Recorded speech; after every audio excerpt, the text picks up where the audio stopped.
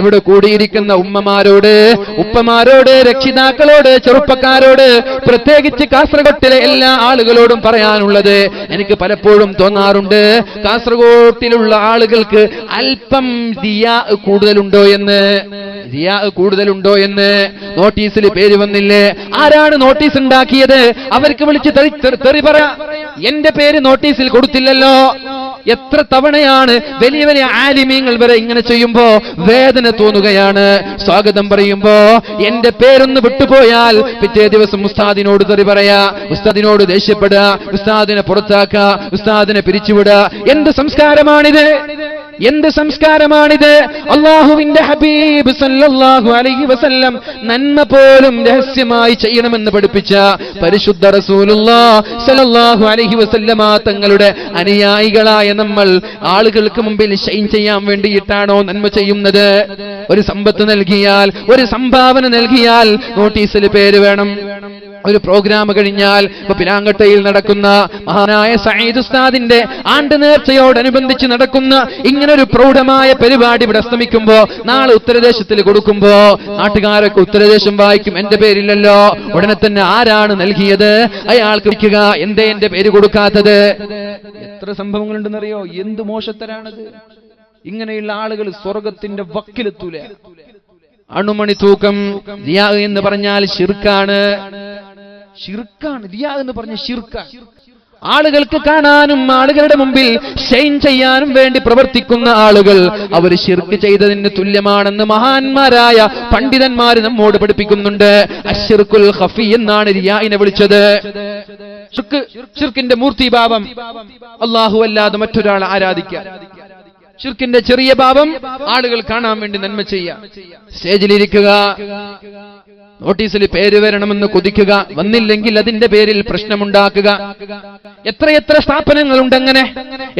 സ്ഥാപനങ്ങളുണ്ടങ്ങനെ committee ഭാരവാഹികളായ ആളുകളുടെ പേരെങ്ങാനും നോട്ടീസിലോ ഉത്തരദേശത്തിലോ കാരവല്ലോ വന്നില്ലെങ്കിൽ അതിന്റെ പേരിൽ പ്രശ്നമുണ്ടാക്കുന്ന ആലിമീങ്ങളെ അറിയാം, അതിന്റെ പേരിൽ പ്രശ്നമുണ്ടാക്കുന്ന കമ്മിറ്റി ഭാരവാഹികളെ അറിയാം. എന്തോ ഒരു മോശപ്പെട്ട പ്രവർത്തനങ്ങളാണത്.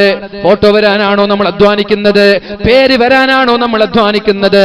നാളെ അല്ലാഹുവിന്റെ കോടതിയിലേക്ക്, മഹ്ശറാവൻ സഭയിലേക്ക് നമ്മളൊക്കെ ചെല്ലുമ്പോ അല്ലാഹു നാളെ ആദ്യമായി വിചാരണ നടത്തുന്ന മൂന്നാളുകളുണ്ട്.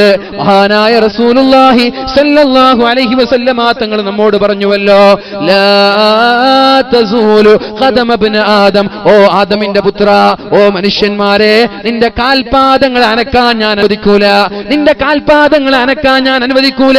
ഹത്താ യുസ്അല അൻ അർബഇ ഖിസാൽ, 5 കാര്യത്തിന് കൃത്യമായ സ്പഷ്ടമായ മറുപടിയില്ലാതെ നിങ്ങളുടെ കാൽപാദങ്ങൾ നിങ്ങൾക്ക് അനക്കാൻ പറ്റുമെന്ന് കരുതേണ്ട.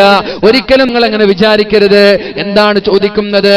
അൻ ഇൽമിഹി, നിങ്ങൾ പഠിച്ച ഇൽമുകൾ നിങ്ങൾ എന്ത് ചെയ്തു എന്ന് ചോദിച്ചാൽ നിങ്ങൾ എന്താ വിചാരിച്ചത്? ഇൽമു എന്ന് പറഞ്ഞാൽ മദ്രസയിൽ പോയി പഠിക്കുന്ന ഇൽമു മാത്രമാണെന്ന് കരുതിയോ? ദർസിൽ പോയി പഠിക്കുന്ന ഇൽമു മാത്രമാണെന്ന് കരുതിയോ? ഏതെങ്കിലും മതസ്ഥാപനങ്ങളിൽ പോയി പഠിക്കുന്ന ആ ഇൽമു മാത്രമാണെന്ന് കരുതിയോ? അല്ല. ഇൽമു എന്ന് പറഞ്ഞാൽ വാലിന്റെ സദസ്സിൽ നിന്ന് നമ്മൾ പഠിക്കുന്നത് ഇൽമാണ്. ഇവിടെ നിന്ന് നമ്മൾ പഠിച്ചുകൊണ്ട് നമ്മുടെ വീട്ടിലേക്ക് മടങ്ങിപ്പോയി പഠിച്ച ഒരു കാര്യം മറ്റൊരാൾക്ക് പറഞ്ഞു കൊടുത്തില്ലെങ്കിൽ എന്താണ് ആ ഇൽമു കൊണ്ട് നമ്മൾക്ക് നേട്ടമുള്ളത്? സോഷ്യൽ മീഡിയയിലൂടെ വാലിന്റെ ഓഡിയോകൾ ഷെയർ ചെയ്തില്ലെങ്കിൽ, ഫേസ്ബുക്കിലൂടെ ഇതിന്റെ സന്ദേശം നമ്മൾ കൈമാറിയില്ലെങ്കിൽ പിന്നെ എന്താണ് നമ്മൾ ഇൽമു പഠിച്ചത് കൊണ്ടുള്ള ഉപകാരം?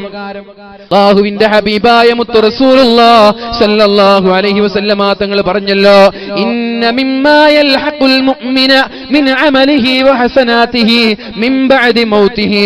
ഒരാൾ ലോകത്തോട് വിട പറഞ്ഞാൽ, ഒരാൾ അന്ത്യവിശ്രമം കഴിഞ്ഞാൽ, ഒരാൾ മരിച്ചു പോയാൽ അയാളുടെ ഖബറിലേക്ക് കടന്നു വരുന്ന ഇൽമൻ, അയാളുടെ ഖബറിലേക്ക് കടന്നു വരുന്ന അമലുണ്ടല്ലോ, അത് ഇൽമൻ അല്ലമഹു വനശറ, അവൻ പഠിപ്പിച്ച ഇൽമാണ്. അവൻ പഠിക്കുകയും മറ്റൊരാൾക്ക് പറഞ്ഞു കൊടുക്കുകയും ചെയ്യുന്ന ഇൽമുകൾ നാളെ നമ്മുടെ ഖബറിലേക്ക് കടന്നു വരുമെന്ന് പരിശുദ്ധ റസൂലുള്ളാഹി സല്ലല്ലാഹു അലൈഹി വസല്ലം നമ്മെ പഠിപ്പിക്കുകയാണ്. അപ്പൊ നിങ്ങൾ വിചാരിക്കും ഞങ്ങൾ ഇൽമു പഠിച്ചിട്ടില്ലല്ലോ, ഇതൊക്കെ ഇൽമാണ്. ഖബറിലേക്ക് വരുന്ന ഏറ്റവും വലിയ അമല് എന്താണ്? ഇൽമൻ അല്ലമഹു വനശറ. നമ്മൾ പഠിക്കുകയും പഠിപ്പിക്കുകയും നാട്ടുകാരിലേക്ക് എത്തിക്കുകയും ചെയ്യുന്ന അമല്, നാട്ടുകാരിലേക്ക് എത്തിക്കുകയും ചെയ്യുന്ന ഇൽമ്, അതാണ് നമ്മുടെ ഖബറിലേക്ക് കടന്നു വരുന്നത്. ഇപ്പൊ വാട്സപ്പ് ഖബറിൽ രക്ഷപ്പെടാനുള്ള വഴിയാണ്, ഫേസ്ബുക്ക് ഖബറിൽ രക്ഷപ്പെടാനുള്ള വഴിയാണ്. വാട്സപ്പ് വഴി ഇൽമ പ്രചരിപ്പിക്കുക, ഫേസ്ബുക്ക് വഴി ഇൽമ പ്രചരിപ്പിക്കുക. നാളെ നമ്മൾ മരിച്ചു, ഖബറിലെത്തി, നമ്മുടെ വാട്സപ്പിൽ അയച്ച വീഡിയോകൾ, ഓഡിയോകൾ, ഇമേജുകൾ, ടെക്സ്റ്റുകൾ, ഇതൊക്കെ ഇങ്ങനെ ഓരോ ആളുകളുടെ മൊബൈലിൽ ഇങ്ങനെ ഷെയർ ചെയ്തുകൊണ്ടിരിക്കുകയാണ്. ഫേസ്ബുക്കിൽ അയച്ചത് അത് കുറെ ആളുകൾ കാണുന്നുണ്ട്, ലൈക്ക് ചെയ്യുന്നുണ്ട്, ഡിസ്ലൈക്ക് ചെയ്യുന്നുണ്ട്, കമന്റ് ചെയ്യുന്നുണ്ട്, ഷെയർ ചെയ്യുന്നുണ്ട്. നീ മരിച്ചു, നിന്റെ ഖബറിലേക്ക് വന്നുകൊണ്ടേയിരിക്കും മരണം വരെ. സോഷ്യൽ മീഡിയകളിൽ നിന്ന് അതെടുത്ത് കളയപ്പെടൂല. അതാണ് അതിന്റെ പ്രത്യേകത. ഇതാണ് ഇൽമ്. നമ്മൾ സോഷ്യൽ മീഡിയ കൊണ്ടുള്ള നേട്ടം ഇതാണ്. അല്ലാഹു തൗഫീഖ് ചെയ്യട്ടെ. അല്ലാഹു റബ്ബ് സുബ്ഹാനഹു വ തആല തൗഫീഖ് നൽകുമാറാവട്ടെ. ഇതാണ് പരിശുദ്ധ റസൂലുള്ളാഹി സ്വല്ലല്ലാഹു അലൈഹി വസല്ലമ തങ്ങൾ നമ്മോട് പഠിപ്പിച്ചത്. ഇന്ന മിമ്മാ യൽഹഖുൽ മുഅ്മിന മിൻ അമലിഹി, ഒരു മുഅ്മിനായ ഒരു സഹോദരന്റെ ഖബറിലേക്ക് വരുന്ന നന്മകൾ ഏതൊക്കെയെന്നറിയോ? വഹസനാതിഹി, അവന്റെ നന്മകൾ ഖബറിലേക്ക് വരുന്നത് ബഅദ മൗതിഹി, അയാൾ മരിച്ചു കഴിഞ്ഞാൽ ഖബറിലേക്ക് നിരന്തരമായി കടന്നു വരുന്ന നന്മകൾ ഏതൊക്കെ? ഏതുവരെ? ഖിയാമത്ത് നാൾ വരെ. ഏതുവരെ? ഖിയാമത്ത് നാൾ വരെ. പള്ളി നിർമ്മിക്കുകയാണ്, പള്ളിയുടെ നിർമ്മാണം ഇതുവരെ പൂർത്തീകരിച്ചിട്ടില്ല. ഈ ഒരു പള്ളി നിർമ്മിക്കുമ്പോൾ എന്റെ വക 1000 രൂപ ഇരിക്കട്ടെ, എന്റെ വക 1000 രൂപ ഇരിക്കട്ടെ എന്ന് പറഞ്ഞ് ഇവിടെ ഇരിക്കുന്ന ഏതെങ്കിലും ഒരാൾ 1000 രൂപ പള്ളിക്ക് കൊടുക്കാൻ തയ്യാറായാൽ, ആ ഖബറിൽ നമ്മൾ നാളെ മരിച്ചുപോയാൽ എത്ര കാലമാണോ പിലാങ്കട്ടയിൽ സ്ഥിതി ചെയ്യുന്ന ഈ മസ്ജിദ് ഇവിടെ നിലനിൽക്കുന്നത്, എത്ര ആളുകളാണോ അവിടെ നിസ്കരിക്കുന്നത്, എത്ര ആളുകളാണോ അവിടെ ഖുർആൻ ഓതുന്നത്, എത്ര ആളുകളാണോ അവിടെ വഅല് പറയുന്നത്, എത്ര ആളുകളാണോ അവിടെ ഇഅ്തികാഫ് ഇരിക്കുന്നത്, പരിശുദ്ധമായ റമളാനിന്റെ അവസാനത്തെ 10-ൽ 100 കണക്കിന് ആളുകൾ ഈ പള്ളിയിൽ വന്ന് ഉറക്കമൊഴിച്ചുകൊണ്ട് പടച്ച റബ്ബിന് വേണ്ടി ദുആ ചെയ്യുമ്പോ, എന്റെ പൊന്നു സഹോദര, നമ്മുടെ ഖബറിലേക്ക് വരാനുള്ള നന്മയാണതൊക്കെ, നമ്മുടെ ഖബറിലേക്ക് വരാനുള്ള മുതൽക്കൂട്ടാണതൊക്കെ. ഖിയാമത്ത് നാൾ വരെ ഈ പള്ളി നിലനിന്നാൽ ഖിയാമത്ത് നാൾ വരെ നമ്മുടെ ഖബറിലേക്ക് ഇതിന്റെ പ്രതിഫലം എത്തിക്കൊണ്ടിരിക്കും. അല്ലാഹു തൗഫീഖ് ചെയ്യുമാറാവട്ടെ. 1000 രൂപ ഞാൻ ഏറ്റെടുക്കാണ് ഈ പള്ളിക്ക്. അങ്ങനെ ഏറ്റെടുക്കാൻ താല്പര്യമുള്ള ആളൊന്ന് കൈപ്പൊക്കെ. നാളെ ഖബറിലേക്ക് നന്മയായി വരാൻ വേണ്ടി 1000 രൂപ ഇൻഷാ അല്ലാഹ് ഒന്ന് കൈപ്പൊക്കെ. അൽഹംദുലില്ലാഹ്. 1 ആള്, 2 ആള്, 3 ആള്, 4 ആള്, വേഗം വേഗം 1000 രൂപ ചെറിയൊരു തുക. 5 ആള്, അൽഹംദുലില്ലാഹ്. 6, മാഷാ അല്ലാഹ്. ഉണ്ടോ? വേഗം ഒരു 100 ആളെങ്കിലും വേണം. 7 ആള്, അൽഹംദുലില്ലാഹ്. 8, 9. ചെറിയ തുക ഞാൻ പറഞ്ഞു. 1000 രൂപ ചെറിയൊരു തുക ഞാൻ പറഞ്ഞു. വലിയൊരു തുക ഒന്നും ഞാൻ പറഞ്ഞിട്ടില്ല. 1000 കൊടുക്കാൻ പറ്റാത്ത ആളുകളൊന്നും നമ്മുടെ ബദിയെടുക്കയുടെ ചുറ്റുഭാഗത്തില്ല. കാരണം ഞാൻ ബദിയെടുക്കാരനാണ്. പുറത്തു വന്ന ആളുകൾക്ക് സംശയമുണ്ട്. മാഷാ അല്ലാഹ്. 9 ആള്. ഇതൊന്നും ഇത് നിങ്ങൾ കൈപ്പൊക്കുമ്പോൾ ഒരിക്കലും വിചാരിക്കരുത് ഇത് അമല് പോവോ. ഇത് അമല് പോവാനുള്ള കൈപ്പൊക്കലല്ല, അമല് കൂടാനുള്ള കൈപ്പൊക്കലാണ്. നിങ്ങളിൽ നിന്നുള്ള ഒരാൾ കൈപ്പൊക്കുമ്പോ ബാക്കിയുള്ള ആൾ കാണും, അയാൾ കൈപ്പൊക്കിയല്ലോ എനിക്കും കൊടുക്കണമല്ലോ, അതിനുള്ള കൈപ്പൊക്കലാണിത്.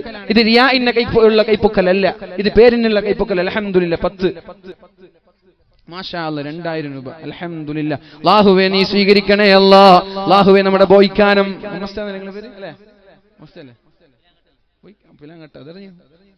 പ്രസിഡന്റും ബോയ്ക്കാനും നിങ്ങൾ വിളിക്കല് ലാങ്കട്ട 2000 രൂപ. അൽഹംദുലില്ലാഹ്. അല്ലാഹുവേ നീ സ്വീകരിക്കണേ അല്ലാഹ്.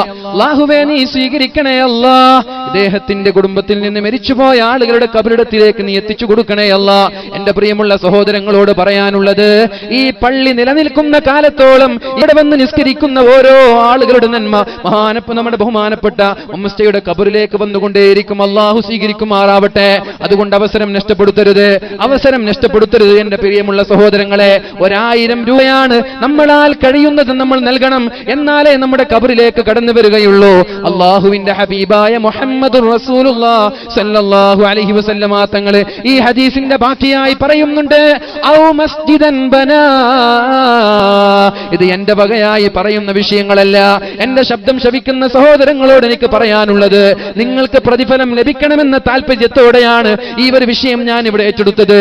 എന്നോട് സംഘാടകർ പറഞ്ഞിട്ടില്ല, പിരിക്കാനോ പള്ളി നിർമ്മാണത്തിന്റെ വിഷയം പോലും എന്നോട് പറഞ്ഞിട്ടില്ല. ഇവിടെ ഒരു പള്ളി ഇതാ പകുതിയിൽ കിടക്കുന്നത് കണ്ടപ്പോ എനിക്ക് തോന്നി, ഇവിടെ ഇരിക്കുന്ന ആളുകൾക്കെല്ലാം നാളെ ഖബറിലേക്ക് നിരന്തരമായി വരുന്ന ഒരു അമല് ലഭിക്കട്ടെ എന്ന് എനിക്ക് തോന്നി. എന്നോട് പറഞ്ഞു, ഒരാളിനോട് പള്ളിയുടെ വിഷയം പറഞ്ഞിട്ട് പിരിവിന്റെ വിഷയം പറഞ്ഞിട്ടില്ല, ഒരാളും പറഞ്ഞിട്ടില്ല. എനിക്ക് തോന്നി ഇവിടെ പള്ളി കാണുമ്പോൾ ഇവിടെ ഇരിക്കുന്ന നമ്മൾക്കൊക്കെ ഇതിലൊരു ഷെയർ വേണം. അതുകൊണ്ട് ഞാൻ ആദ്യം ഏറ്റെടുത്തു. ഇനിയുള്ള കാര്യങ്ങളൊക്കെ പൊക്കിയൊന്ന് 1000 രൂപ നമ്മുടെ ഖബറിലേക്കുള്ളൊരു ഡെപ്പോസിറ്റ് ആണ്. അല്ലാഹു സ്വീകരിക്കുമാറാവട്ടെ. നിങ്ങളൊരു കാര്യം ചെയ്യ്, സയ്യിദ് നിങ്ങൾ പേര് ഖാദർ നിങ്ങളൊന്നും ഇങ്ങനെ നടക്കുക, അപ്പോൾ കൈപൊക്കാൻ മടിയുള്ള ആളുകളൊക്കെ തരും, പിന്നെ പെണ്ണുങ്ങളുടെ ഭാഗത്താക്കി. ഇതൊക്കെ നാളേക്ക് കിട്ടുന്ന വലിയൊരു മുതലാണ്. ഈ അവസരം നമ്മൾ മുതലെടുത്തില്ലെങ്കിൽ ഇത് വേറൊരാളെടുക്കും, വേറൊരാളെടുത്ത് നമ്മൾക്ക് നഷ്ടമായി. ഇന്ന് നമ്മൾ ഇത് മുതലെടുത്തില്ലേ, ഇത് വേറൊരാൾ ഏറ്റെടുക്കും. ഇത് ഏറ്റെടുക്കുന്ന ഉറപ്പാണ്. അള്ളാഹുവിന്റെ പള്ളി അതിവിടെ നിങ്ങൾ ആരും സഹായിച്ചില്ലെങ്കിൽ ഈ പള്ളി ഇവിടെ പൂർത്തിയാകും, അതിൽ യാതൊരു ഡൗട്ടില്ല. ഇത് നമ്മളെ കണ്ടിട്ടോ നിങ്ങളെ കണ്ടിട്ടോ ആരെ കണ്ടിട്ടും തുടങ്ങിയതല്ല, ഇത് അള്ളാഹുവിന്റെ ഭവനമാണ്. നമ്മൾ ആരും ഏറ്റെടുത്തില്ലേ, പള്ളി അവിടെ നടക്കും. പള്ളി അവിടെ ഇതുവരെ ഇതിനേക്കാളും വലിയ പള്ളിയൊക്കെ ലോകത്തിന്റെ കേരളത്തിന്റെ കാസർഗോഡ് ജില്ലയുടെ മുക്കുമൂലകളിൽ വളരെ ഭംഗിയായി 8 കോടി 10 കോടിയുടെ പള്ളിയൊക്കെ ഉയർത്തപ്പെട്ടിട്ടുണ്ട്. അതൊന്നും നമ്മളെ പോലെയുള്ള ആളുകൾ കണ്ടിട്ടല്ല. പക്ഷെ നമ്മൾ എന്ത് ചെയ്യണം, അതിലൊരു ഭാഗവാക്കുക, ഒരു ഷെയർ നമ്മൾ എടുക്കുക. അള്ളാഹു തൗഫീഖ് ചെയ്യട്ടെ. എന്റെ സഹോദരിമാരോട് പറയാനുള്ളത്, അള്ളാഹു നാളെ ഖബറിലേക്ക് നൽകുന്ന ഏറ്റവും വലിയ ഡെപ്പോസിറ്റ് ആണ് ഈ ഒരു 1000 രൂപ. അള്ളാഹു സ്വീകരിക്കുമാറാവട്ടെ. റസൂലുള്ളാഹി സ്വല്ലല്ലാഹു അലൈഹി വസല്ലമ തങ്ങൾ പറയുകയാണ്, ഇന്ന മിമ്മാ യൽഹഖുൽ മുഅ്മിന മിൻ അമലിഹി വഹസനാതിഹി ബഅദ മൗതിഹി. മരിച്ചാൽ ഒരാളുടെ ഖബറിലേക്ക് നിരന്തരമായി അണമുറിയാതെ വരുന്ന ഒരു അമലുണ്ടല്ലോ, ഔ മസ്ജിദൻ ബനാ, പള്ളി നിർമ്മിക്കാൻ ഒരാൾ സഹായിച്ചാൽ അതും അയാളുടെ ഖബറിലേക്ക് വരുന്ന ഏറ്റവും വലിയ നന്മയാണെന്ന് പരിശുദ്ധ റസൂലുള്ളാഹി സല്ലല്ലാഹു അലൈഹി വസല്ലം. അതേ ഹബീബ് തന്നെയാണ് പറഞ്ഞത്, മൻ ബനാ ലില്ലാഹി മസ്ജിദൻ കമിഫഹസി ഖതാത്തിൻ. ഒരു മാടപ്രാവിന് ഇരിക്കാൻ ഉതകുന്ന ഒരു പള്ളി ഒരാൾ നിർമ്മിച്ചാൽ, ഒരു മാടപ്രാവിന് ഇരിക്കാൻ ഉതകുന്ന ഒരു പള്ളി ഒരാൾ നിർമ്മിച്ചാൽ, ബനല്ലാഹു ലഹു ബൈതൻ ഫിൽ ജന്ന. അല്ലാഹു സ്വർഗ്ഗീയ ലോകത്ത് അവന് വേണ്ടി പ്രത്യേകമായ ഒരു ഭവനം നിർമ്മിക്കുമെന്ന് പരിശുദ്ധ റസൂലുള്ളാഹ്. സ്വലാത്ത് ചൊല്ലിയാൽയോ നമ്മൾക്കും വേണ്ടേ സ്വർഗത്തിലൊരു വീട് വേണ്ടേ? അതാണ് അള്ളാഹുവിന്റെ ഹബീബ് പറഞ്ഞത്, മൻ ബനാ ലില്ലാഹി മസ്ജിദാ. അള്ളാഹുവിന് വേണ്ടി ഒരാൾ പള്ളി നിർമ്മിച്ചാൽ നമ്മൾ ആലോചിക്കൂലേ, എനിക്കൊരു വീട് പോലും നിർമ്മിക്കാൻ കഴിഞ്ഞില്ല, പിന്നെ എങ്ങനെയാണ് ഞാനൊരു പള്ളി നിർമ്മിച്ചു കൊടുക്കുക? എന്താണ് ആ ഹദീസിന്റെ അർത്ഥം? കമിഫഹസി ഖതാത്തിൻ. ഒരു മാടപ്രാവിനിരിക്കുന്ന ഒരു പള്ളി എന്ന് പറഞ്ഞാൽ, മാടപ്രാവിനിരിക്കുന്ന കൂട്ടിൽ ഒരു മനുഷ്യന് സുജൂദ് ചെയ്യാൻ പറ്റില്ലല്ലോ. മാടപ്രാവിനിരിക്കാൻ പറ്റുന്ന ഒരു വീട്, ആ വീട്ടിലൊരു മനുഷ്യനും സുജൂദ് ചെയ്യാൻ പറ്റില്ലല്ലോ. പിന്നെ എന്താണ് കമിഫഹസി ഖതാത്തിൻ എന്ന് പറഞ്ഞത്?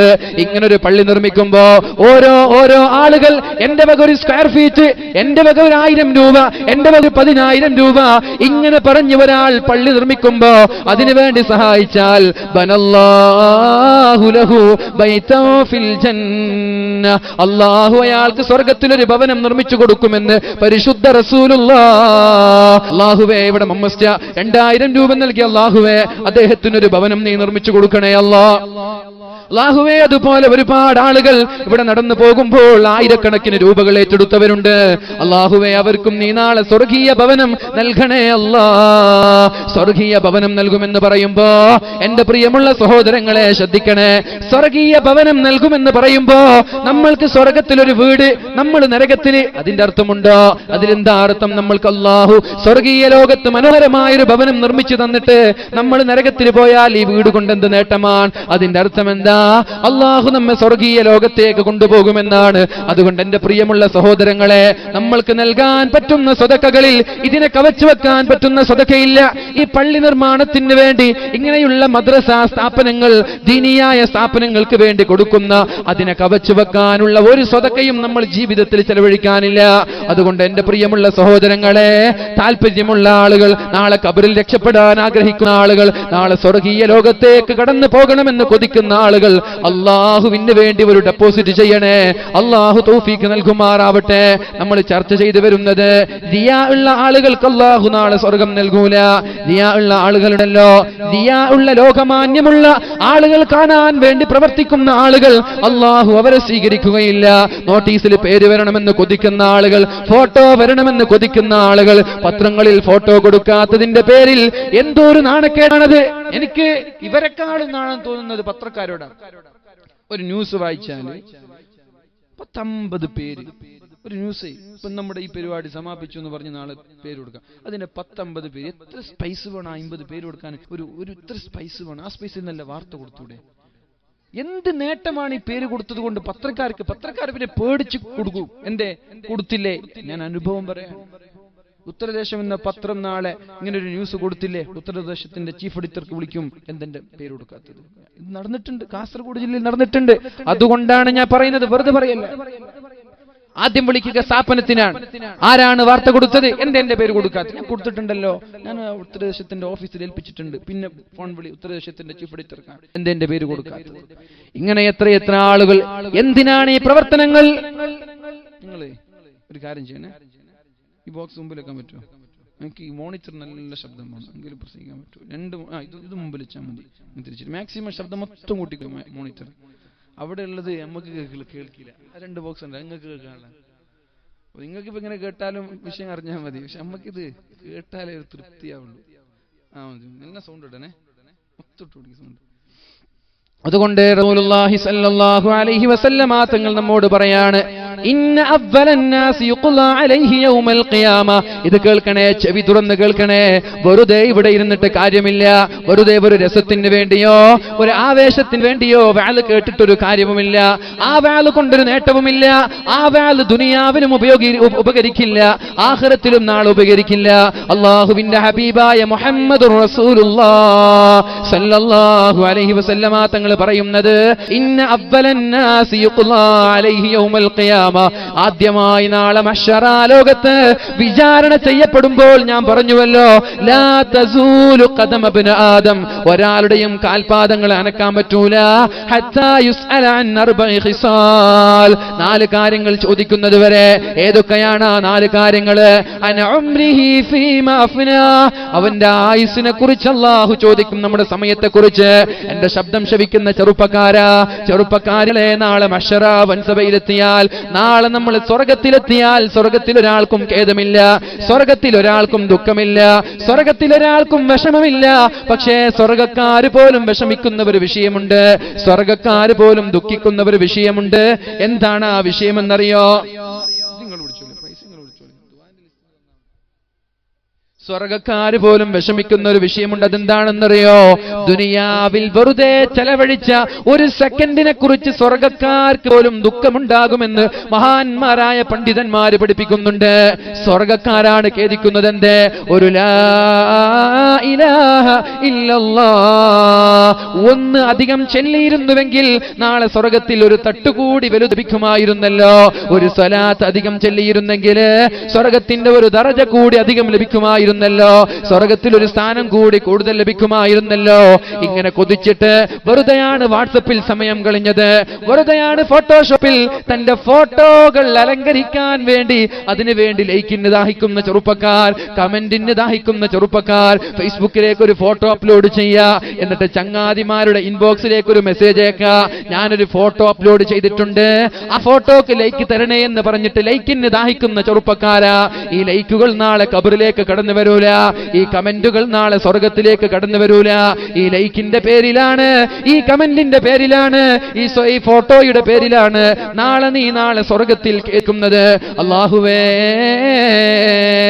ആ ഫോട്ടോ എഡിറ്റ് ചെയ്യുന്ന സമയത്ത് ഒരു ദിക്റെങ്ങാനും ഞാൻ കൂടുതൽ ചെയ്തിരുന്നുവെങ്കിൽ ഈ സ്വർഗത്തിൽ എനിക്ക് ഉന്നതമായ തട്ടിലെത്താൻ പറ്റുമായിരുന്നല്ലോ. ഇങ്ങനെ കൊതിച്ചു പോകുന്ന ഒരു സമയമുണ്ട്. പക്ഷേ ആ സമയത്ത് കൊതിച്ചിട്ട് കാര്യമുണ്ടാവൂല. അവിടെ നിന്ന് അമൽ ചെയ്യാൻ പറ്റൂല. മരണം വരെ മാത്രമേ അമൽ ചെയ്യാൻ പറ്റുകയുള്ളൂ. നമ്മുടെ ആയുസ്സിനെ കുറിച്ച് അല്ലാഹു ചോദിക്കുമത്രേ, എങ്ങനെയൊക്കെയാണ് നിന്റെ ആയുസ് നീ ചെലവഴിച്ചത്? അപ്പൊ പറയണം, ഞാൻ മൊബൈൽ ഫോൺ ഉപയോഗിച്ചിട്ടുണ്ട്, പക്ഷേ മൊബൈൽ ഫോണിൽ ഞാൻ ഫേസ്ബുക്ക് ഉപയോഗിച്ചിട്ടുണ്ട്, പക്ഷേ അത് നന്മ ഷെയർ ചെയ്യാൻ വേണ്ടിയിട്ടാണ് ഞാൻ ഉപയോഗിച്ചത്. ഒരു വാല് കാണുമ്പോൾ അതിനൊരു ലൈക്ക്, അത് ഉടനെ ഷെയർ. നിങ്ങളുടെ ഷെയർ, നിങ്ങളുടെ ഫേസ്ബുക്കിന്റെ ഫ്രണ്ട് ലിസ്റ്റിലുള്ള 1000കണക്കിന് 2000കണക്കിന് സുഹൃത്തുക്കൾ അതൊന്ന് വായിച്ച അതിന്റെ പ്രതിഫലം നിങ്ങൾക്ക്, അതൊന്ന് കേട്ട നിങ്ങൾക്ക് അതിന്റെ പ്രതിഫലം, കേട്ടിട്ട് നന്നായ വേറെ പ്രതിഫലം. ഇതാണ് സോഷ്യൽ മീഡിയകൾ കൊണ്ടുള്ള നേട്ടം. ഇതാണ്. അല്ലാഹു നമ്മൾക്ക് തൗഫീഖ് നൽകുമാറാവട്ടെ.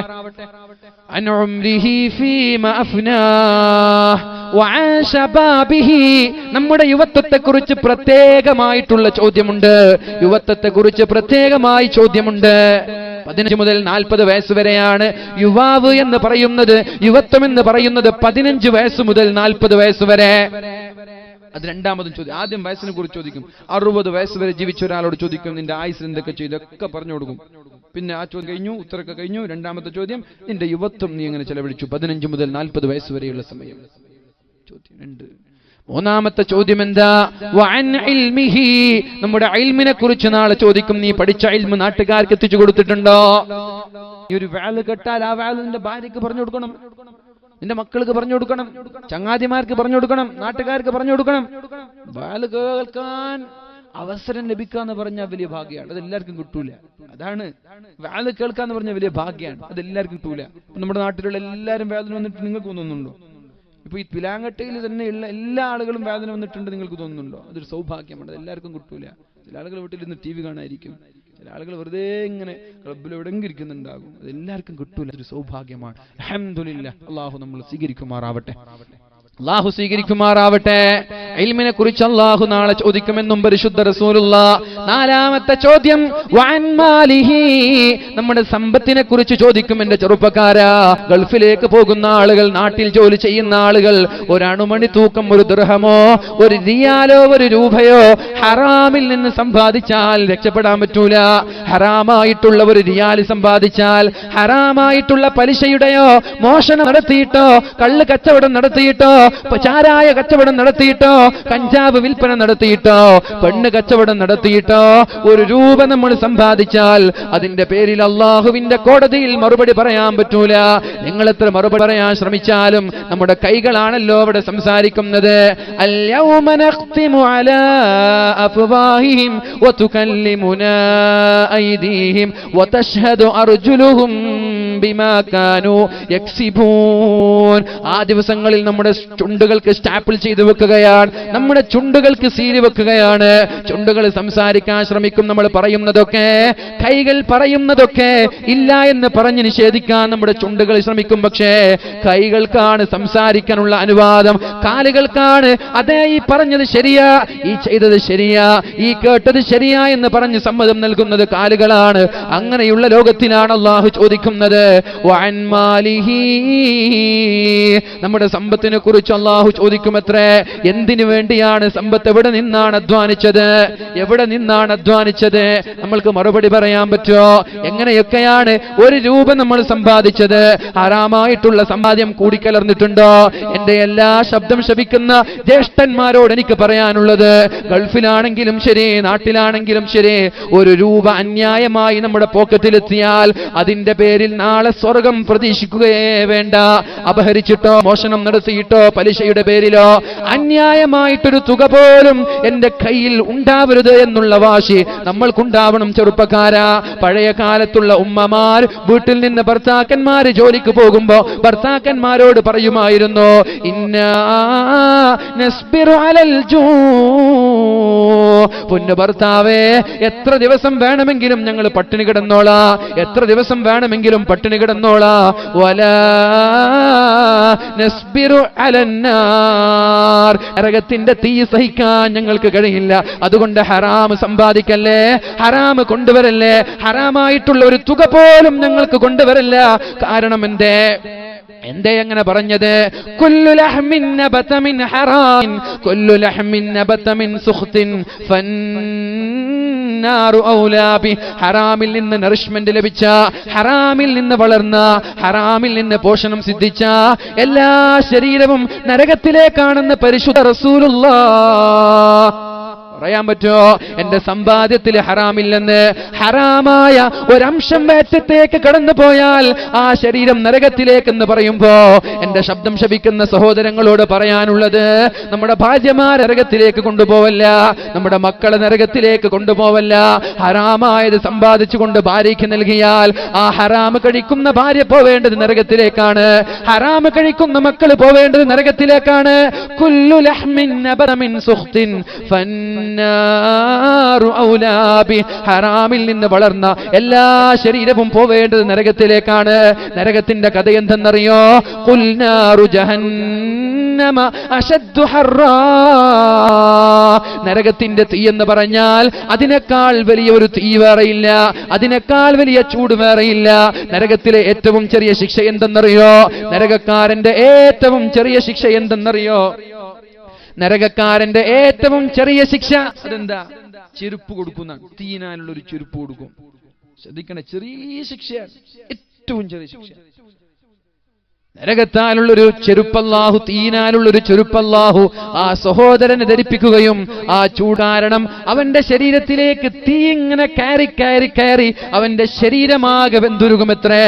എന്നിട്ട് അവന്റെ തലച്ചോറ് നാളെ നരകലോകത്ത് വെച്ച് തലച്ചോറിങ്ങനെ ദ്രവിച്ചൊഴുകുമെന്നാണ്. ഉരുകി, തലച്ചോറുരുകി ഇങ്ങനെ ഒഴുകും. അയാൾ വിചാരിക്കും, പടച്ചോനെ, നരകത്തിലെ ഏറ്റവും വലിയ ശിക്ഷ നീ എനിക്കാണല്ലോ തന്നത്.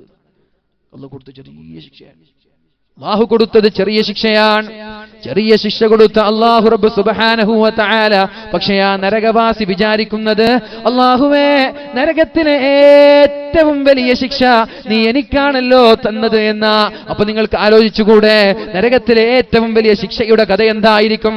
അതിനാ പറഞ്ഞത് ബുദ്ധിമാൻ എന്ന് പറഞ്ഞാൽ അവിടെ പോവാതെ ഇവിടെ അധ്വാനിക്കുന്നവൻ, നരകത്തിൽ പോവാതെ ഇവിടെ രക്ഷപ്പെടാൻ ആരാണോ അധ്വാനിക്കുന്നത് അവനാണ് ബുദ്ധിമാൻ. അല്ലാത്തവരൊക്കെ വിഡ്ഢിയാണ്. അല്ലാഹു നമ്മളെ ബുദ്ധിമാന്മാരിൽ പെടുത്തട്ടെ. അല്ലാഹുവേ, നീ ഞങ്ങളെ രക്ഷപ്പെടുത്തണേ അല്ലാ. അല്ലാഹുവേ, നീ ഞങ്ങളെ രക്ഷപ്പെടുത്തണേ അല്ലാ. അല്ലാഹു നാളെ ചോദിക്കുകയാണ്, അവസാനമായിട്ട് ചോദിക്കുകയാണ്, വഅൻ മാലിഹി, നമ്മുടെ സമ്പത്തിനെ കുറിച്ച് അല്ലാഹു നാളെ ചോദിക്കും. എവിടെ നിന്നാ ഉണ്ടാക്കിയത്? അപ്പൊ പറയണം, ഓരോന്നോരോന്നോരോന്ന് എണ്ണി പറയണം. പിന്നെ എവിടെ ചെലവഴിച്ചത് അതും പറയേണ്ടി വരും. ഹറാമിൽ ചെലവഴിക്കാൻ പാടില്ല. നമ്മളിവിടെ ഗാനമേള വെക്കാൻ, എന്റെ 1000 രൂപ വേണ്ട. ഇവിടെ ടൂർണമെന്റ് വെക്കാൻ, പന്തയം വെക്കാൻ, പൈസക്ക് വേണ്ടി കളി വെക്കാൻ. അപ്പോ പിരിവിന് വരും സംഘാടകർ, ഞാൻ അതിന് പൈസ തരൂല, പൈസക്ക് തരാം, പക്ഷെ കളിക്ക് വേണ്ടി ഞാൻ പൈസ തരൂല. അങ്ങനെ പറയാൻ നമ്മൾക്ക് പറ്റണം. നമ്മുടെ സമ്പാദ്യത്തിൽ നിന്ന് ഒരണ്ണുമണി തൂക്കം പോലും ഹറാമിൽ പോവില്ല എന്ന് ഉറപ്പിക്കാൻ നമ്മൾക്ക് പറ്റണം. അല്ലാഹു തൗഫീഖ് ചെയ്യട്ടെ. മഹാനായ കണ്ണിയത്ത് ഉസ്താദിന്റെ ജീവിതത്തിലെ നമ്മൾക്കെല്ലാം അറിയുന്ന ഒരു ചരിത്രമുണ്ടല്ലോ. ഉളൂ ചെയ്യുന്ന സമയത്താണ് അദ്ദേഹത്തിന്റെ പോക്കറ്റിൽ നിന്ന് ഒരു 50 പൈസ ഉള്ളിലേക്ക് വീഴുന്നത്. 2 ഉദാഹരണം ഇതിലുണ്ട്. എന്ത്, എവിടെ നിന്ന് സമ്പാദിച്ചു, എവിടെ ചെലവഴിച്ചു? മഹാനായ കണ്ണിയത്ത് ഉസ്താദ് ജീവിതത്തിൽ ഒരു കറാഹത്ത് പോലും വരല്ലേ എന്ന് കൊതിക്കുകയും, ജീവിതത്തിൽ ഒരു കറാഹത്ത് വരിക പോലും വരല്ലേ എന്ന് കൊതിക്കുകയും, എന്നിട്ട് കറാഹത്ത് പോലും ചെയ്യാതെ ജീവിച്ച മഹാനായ കണ്ണിയത്ത് ഉസ്താദ് വുളൂ ചെയ്യുമ്പോഴാണ് തന്റെ പോക്കറ്റിൽ നിന്ന് 50 പൈസ ഹൗദിലേക്ക് വീഴുന്നത്. നമ്മൾക്ക് എന്ത് ചെയ്യാം? 50 പൈസ വീണ അത് എടുക്കുവോ? 50 പൈസ അല്ല, പോട്ടെ, 50 പോട്ടെ, 10 രൂപ, 10ന്റെ കോയിന് വീണെന്ന് വിചാരിച്ചേക്ക്, അത് 10 അല്ല, വിട്ടേക്ക്. നമ്മൾ അങ്ങനെ വിചാരിക്കുക അല്ലേ? പക്ഷെ കണ്ണിയത്ത് ഉസ്താദ് വിചാരിച്ചതല്ല. 20 രൂപ പെണ്ണുങ്ങളൊന്നും തന്നിട്ടില്ല, ആകെ 3. പഠിച്ചോനെ, പിലാങ്കട്ടെ പെണ്ണുങ്ങൾ മോശാക്കരുതേ. 1000 രൂപ ഞാൻ ചോദിച്ചത് നിങ്ങളോട്, കുറേയൊന്നും ഞാൻ ചോദിച്ചില്ല. 1000 രൂപ കൊടുക്കാൻ പറ്റില്ലെന്ന് പറഞ്ഞ മോശമല്ലേ? നമ്മൾ നാട്ടുകാരല്ലേ? അതുകൊണ്ട് ചെറുപ്പക്കാരൊക്കെ എന്താണ്, ഒരു വണ്ടിക്ക് എണ്ണ, കാസർഗോഡ് പോയി വരണമെങ്കിൽ 500 രൂപയുടെ പെട്രോൾ വേണം. ഒരു ദിവസം നമ്മളൊരു മീന് വാങ്ങണമെങ്കിൽ ഒരു അക്കുറക്ക് തന്നെ 600 കൊടുക്കണം. ഒരു മാഞ്ചി അല്ലെ അവോലി, അതിന് തന്നെ ഒരു 600 കൊടുക്കണം. അതൊക്കെ ആലോചിക്കുമ്പോൾ 2 ദിവസത്തെ കറി വേണ്ടെന്ന് വെക്ക്. 2 ദിവസം മാഞ്ചി വേണ്ട, മത്തി വാങ്ങിക്കൂടി. അല്ലെങ്കിൽ അങ്ങനെ വിചാരിച്ചാൽ പോലെ 2 ദിവസം നമ്മുടെ ആവോലി ഒഴിവാക്ക്, അക്കുറ ഒഴിവാക്ക്. അത് പള്ളിക്ക് വേണ്ടി ഞാൻ മാറ്റി വെച്ചു, മത്തി വാങ്ങിയിട്ട് കഴിച്ചേക്ക്, എന്താ കുഴപ്പം? 2 ദിവസം കാസർഗോഡ് കാറിൽ പോകുന്ന